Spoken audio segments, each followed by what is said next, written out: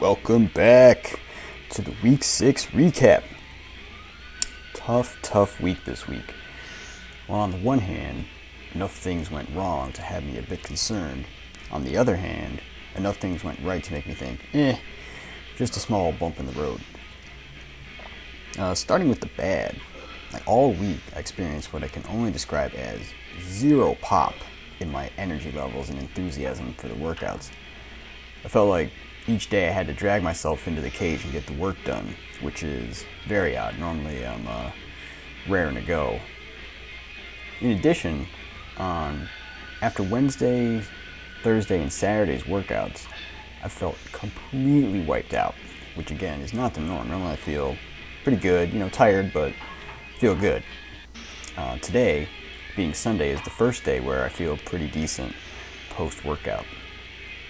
It's always difficult to isolate a single variable in life, but a couple things stand out as potential suspects as to why things weren't going so good this week. First, my stomach has been giving me a lot of problems throughout the dieting phase.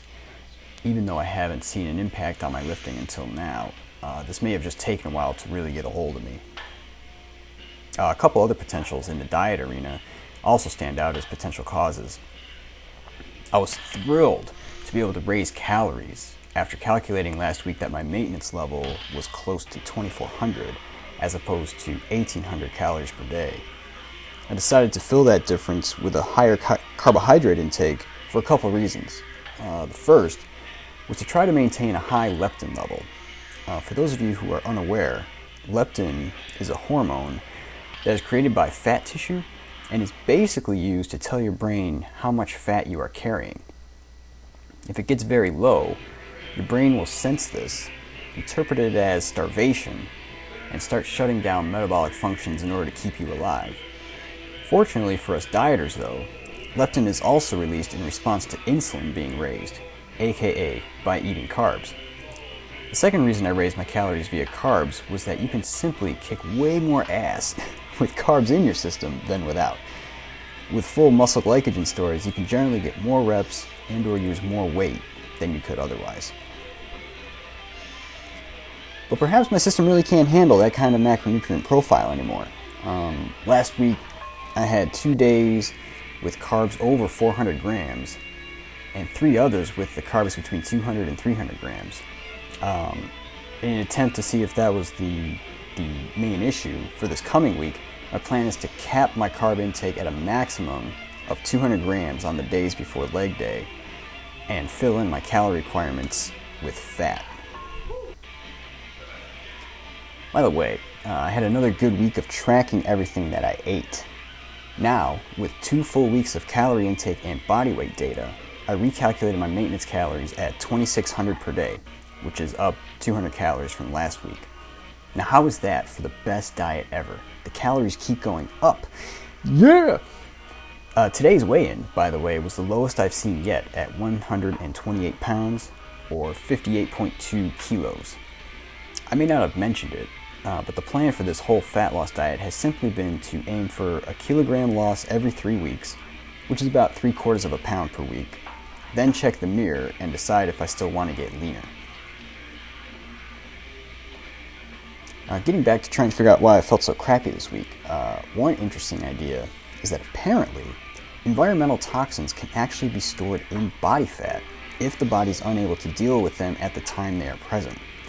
I read about this study where they had obese people losing weight, and they found that some pesticides that had been banned 20 or 25 years before the study started, these pesticides started showing up in increased levels in the participants' blood.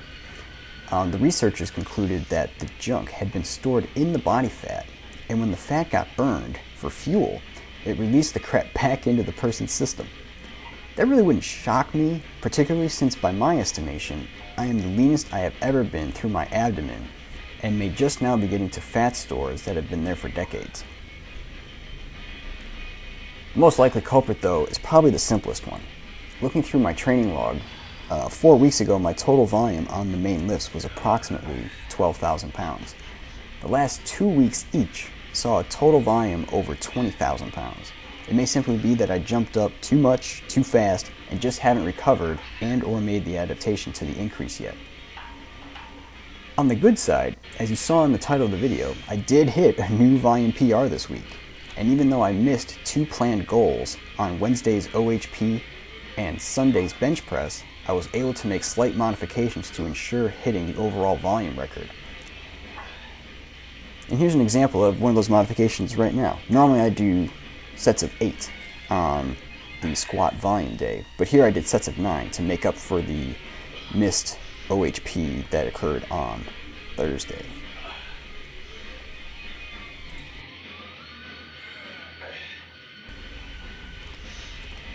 Not to mention, I've also cranked up my cardio.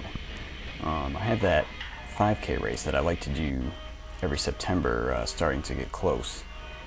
And in preparation for that, I'm doing some cardio now. Nothing like, jogging as most people would think of it.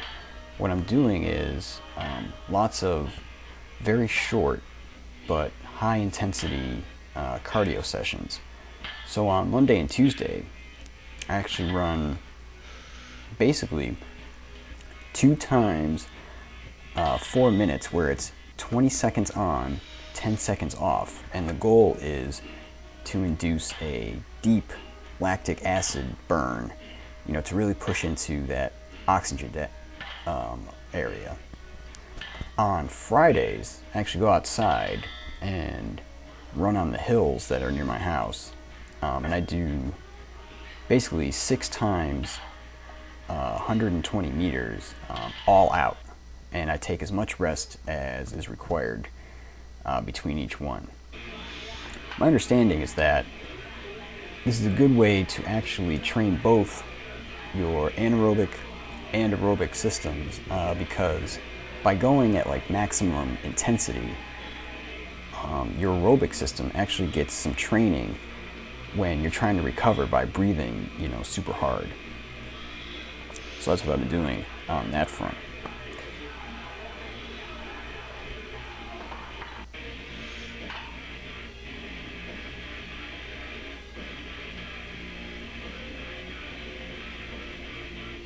I really couldn't believe this. I was quite surprised by what happens next.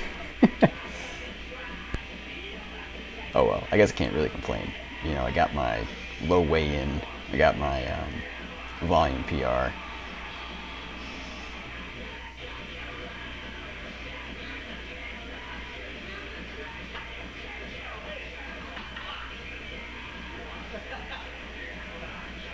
Oh shit. Been a while since that's happened. But that's why the pins are there, right? So that once you figure out which side actually you can get out of, you can just slide out.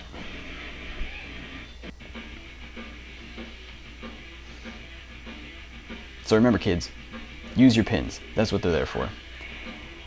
So like I said,